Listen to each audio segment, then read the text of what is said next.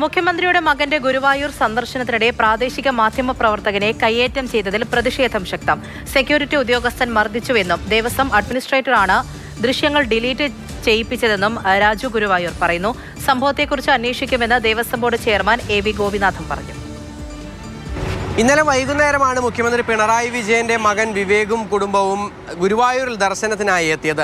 ആ സമയത്തായിരുന്നു ഗുരുവായൂരിലെ പ്രാദേശിക മാധ്യമപ്രവർത്തകനായ രാജു ഗുരുവായൂർ ഈ ദൃശ്യങ്ങൾ പകർത്തിയത്. ആ പകർത്തിയ സമയത്ത് ഈ രാജുവിനെ കൊണ്ട് അത് ഡിലീറ്റ് ചെയ്യിപ്പിക്കുകയും രാജുവിനെ മർദ്ദിക്കുകയും ചെയ്തതായാണ് പരാതി ഇന്നലെ ഉയർന്നിരുന്നത്.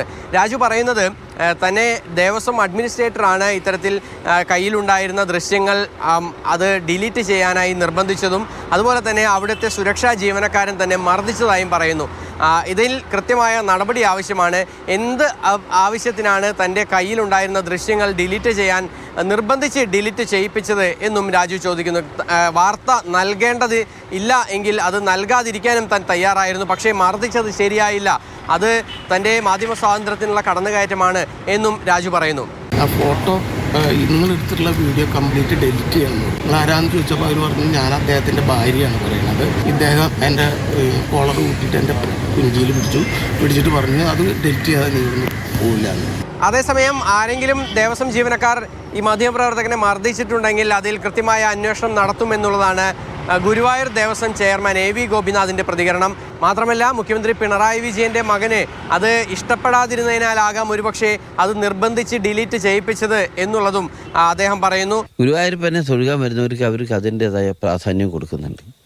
അപ്പോൾ മുഖ്യമന്ത്രിയുടെ മകനും മകൾക്കും മറ്റൊന്നും ഭക്തി പാടില്ല എന്ന് എവിടെയും രേഖകളിൽ എഴുതി വെച്ചിട്ടില്ലല്ലോ.